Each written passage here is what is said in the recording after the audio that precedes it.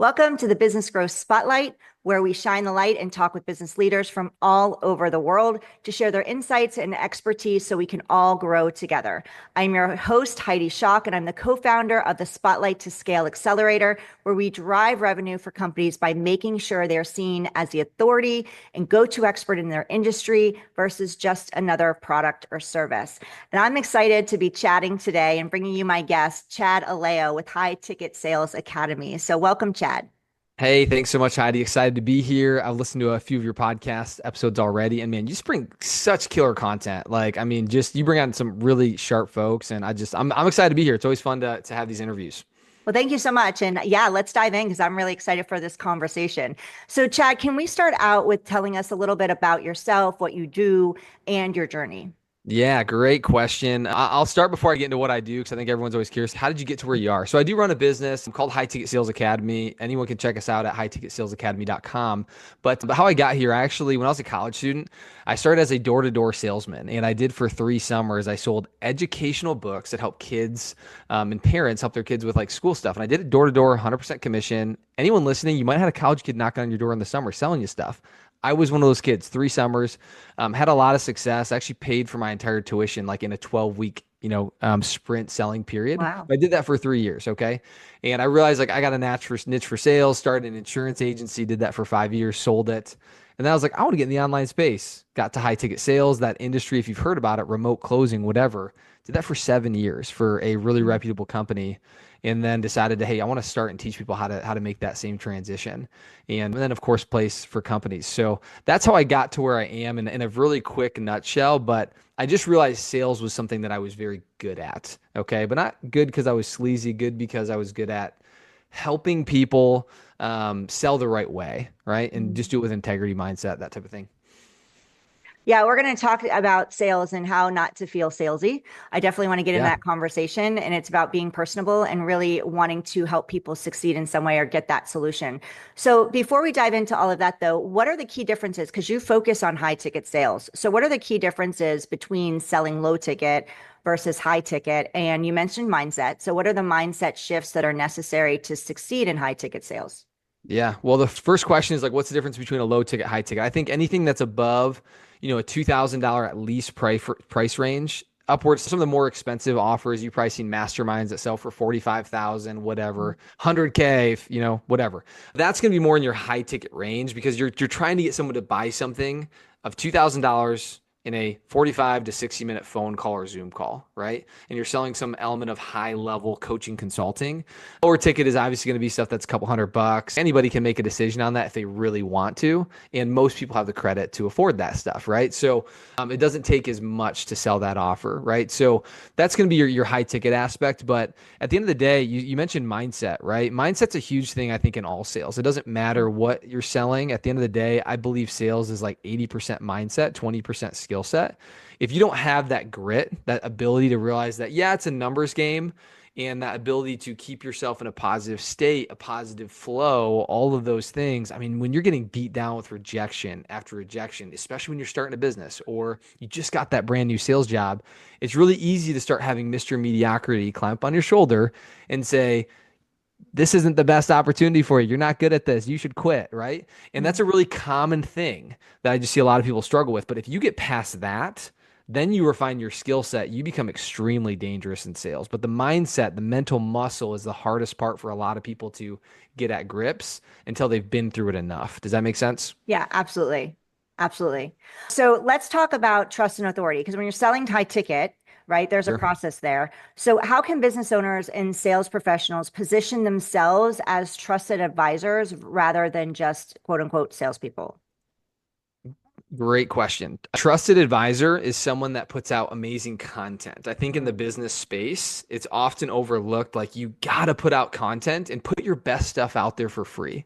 Because the only way people are going to realize that you're a true professional in your space isn't because you list all these accolades on your website. I did this, I've been there, I did that. It's like you're putting out real content that they can use actionably in Mm. whatever their challenges is in right now.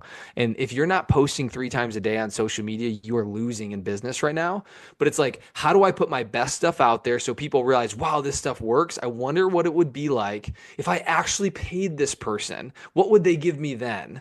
Okay. And sure, you want to have a better experience, but it's all about value. How do I provide people Yeah. value before take money from them? You just mentioned posting on social media. So let's talk about that because if somebody just heard you like we have to post 3 times a day and they're a company and they don't really have that team in place. How can business leaders effectively use, say, social media, whether it's LinkedIn, Instagram, Facebook, those platforms to attract and close high ticket clients? You just mentioned posting consistently and putting Mhm, out content, but mhm. how can they effectively do it so it's not feeling like it's overwhelming? Yeah. I mean, if you can't do 3 posts a day, that's fine, but try to set a goal like 1 every 2 days to start. Okay. Yeah. Everything's little victories. And I think it's just like when you're trying to get in a workout routine, it's like, just go 3 days this week or Yeah. just set a goal to work out for 15 minutes. Okay. Eventually it gets easier. You get in a flow. Just start posting something. If it's 1 post a week, Right. do 1 post a week. Okay.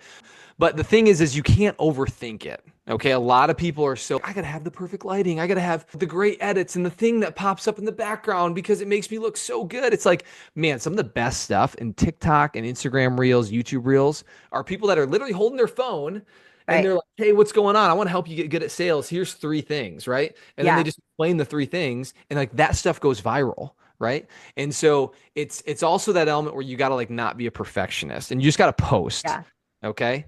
And then we probably won't go into this a ton, but it's like last thing, and you guys can Google this. It's all about hooks. Make sure you have Mhm. a really good opening hook where it's Yeah. like, hey, are you struggling to make more money? Or hey, is your business failing because people keep quitting? You must be bad at leadership. Here's what you need to do to get better. Like those are hooks.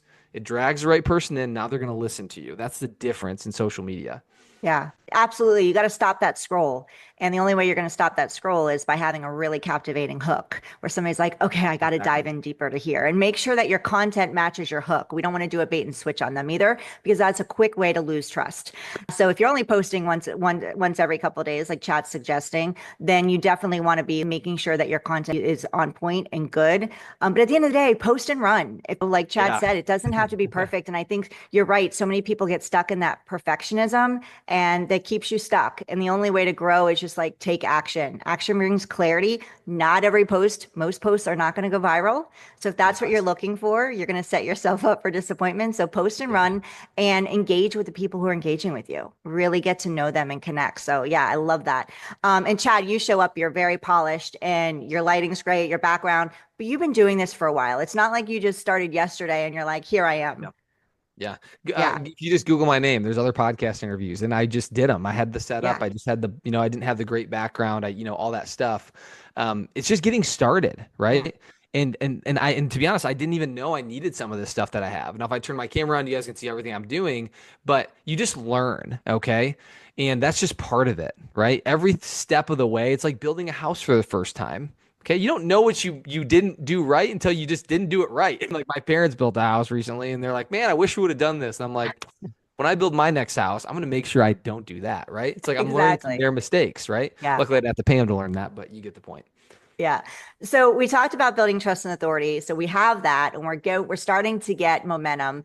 The next key is closing, right? Once we're getting them through the process, then we get to close our clients to get them the results that they want.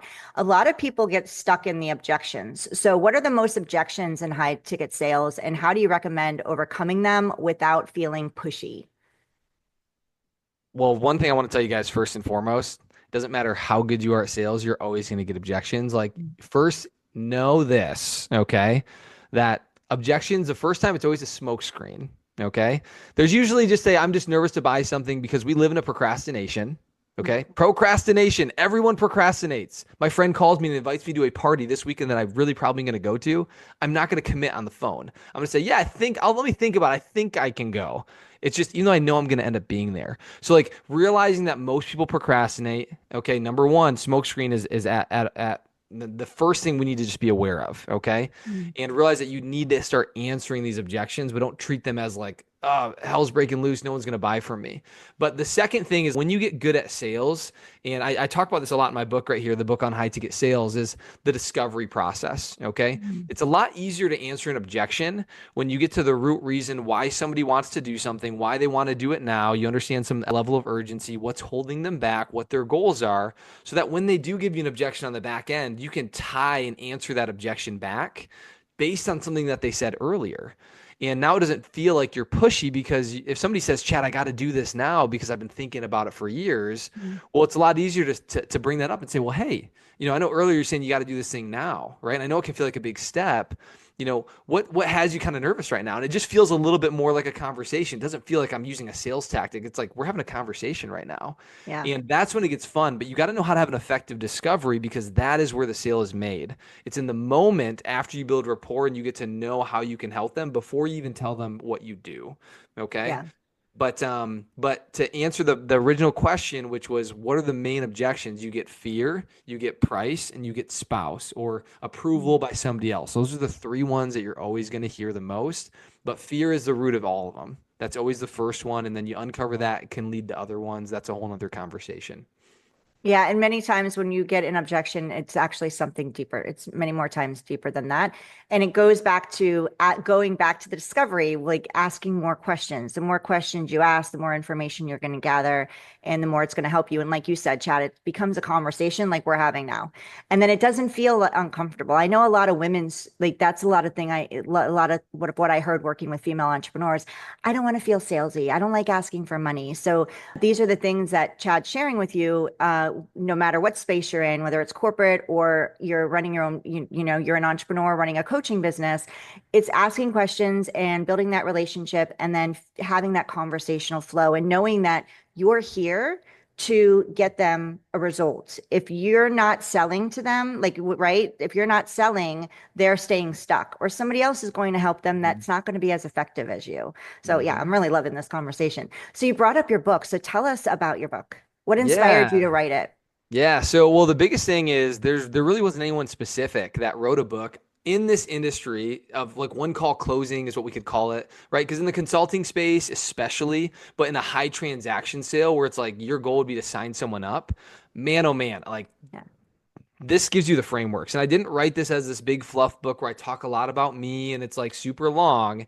It's very actionable. Like people read this, some people read it on a flight home and they can apply it. Like I break down the entire sales script for you, but I wanted to write it because one, I've been asked to write a book for a long time on this, and so there's that piece. The CEO of the company I used to work for, Chandler Bolt, he actually was like, "Dude, you got to write this book. You've been our top salesperson for years, and this can help our future salespeople. But I know there's so many people in this industry that struggle, and so that was like a big motivator for me to mhm. get it out there. But then also, from a business standpoint, it was a really good tool that just helped me be seen as an authority. And here's my cheesy line: there's a reason why the word author is an authority, right? And Ah, so it's one of those things that people read my book and they go, wow, this is really good content. He really knows what he's talking about. And I have lead magnets in there that say, book a call, chat with me. I give away free stuff. And we grew an email list to 1,000 people in less than 30 days from the book. And that's so amazing.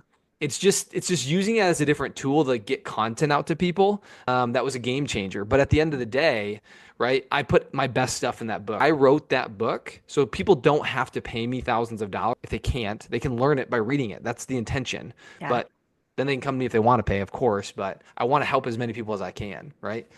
Yeah, I love it. So where can we find the book? So you can find the book on Amazon. Number one, I don't know if you guys know this, but 90% of books, crazy, they're purchased on Amazon. So book's been out there for about a year and a half, and it's doing pretty well. I think it's like top 5 in business consulting right now, which is a cool accomplishment. So that's something always exciting. But you can find it there. We give away a free audio book if you guys buy the book, all that kind of stuff. So you'll check that out. And there's some other free resources in there that are like absolute game changers, scripts, building, all sorts of stuff to kind of help you guys if you're trying to put together the perfect sales script, etc. Amazing. So go check out the book, go buy the book and go to Amazon. The What's the book title of is the book? the book on high ticket sales. And The book. so, Okay. yep, I'll describe it real quick. So it's a green cut or black cover, green letters you guys can see here might be a little bit backwards. But Amazing. Yep. Ultimate Guide to Making Millions Through Remote Selling. And then you can find that again, yeah, on Amazon. And then also you can connect with us at highticketsalesacademy.com. That's our personal site if you want to learn more about what we do. And then of course connect with me on LinkedIn, Instagram, Chat Aleo, all one word. Yeah, and we're going to It- have all your links in the show notes. So if you're driving right now while you're yeah. listening and you can't write all this down, no worries. We've got you. But go definitely search Chad Aleo on social media. Go grab his book. And Chad, so you also help businesses with, say, their sales teams. So when should a business owner or business consider building a sales team? And what are the key qualities to look for when hiring high ticket sales professionals? So business owners, hear me out. This is extremely important for you. There's many people that think they need a salesperson. They're just not ready. Okay. There's two things that determine whether you're ready for a salesperson. One, you're booking at least 3 to 5 appointments on a sales calendar per day. Okay. You're ready for a salesperson. Okay. That would be a closer. Now you could be ready for a setter, which is an SDR. That's someone that's booking appointments for you to close. Okay. If you're still the salesperson, that's still, a whole other conversation, but you have enough abundance of leads where somebody can call on them and set appointments for you to close. That's when you're essentially ready. But typically if you're doing at least 25 to 50,000 a month in revenue, you are ready for a salesperson. You got to have systems in place. You got to know how to sell. You got to have recorded calls. You got to have so a script in place as well. And the only reason why I share that is because you don't want to just bring someone in and just throw them to the wolves and say good luck. At the end of the day, you got to have something that teaches them because, unless you hire the world-class guy that's done all the stuff that you're hoping to build, you're gonna have to pay them a lot of money or give away equity and they can do all that for you. But again, Mhm. that's gonna be very difficult if you're a startup company trying to figure it out. So making sure you're bringing at least 25,000 in revenue, you're bringing in probably somewhere between 500 to 1,000 leads a month consistently. Okay, is when you're starting to get to a place where it's like, okay, I need to, clone myself for someone else to take these sales calls, Mhm. and then from there now I can focus on a different area of the business. Okay. Okay. So say a company's they're listening to you right now and they're like, we're here, we're ready to go, and they want to talk with you. What would that process look like to work with you?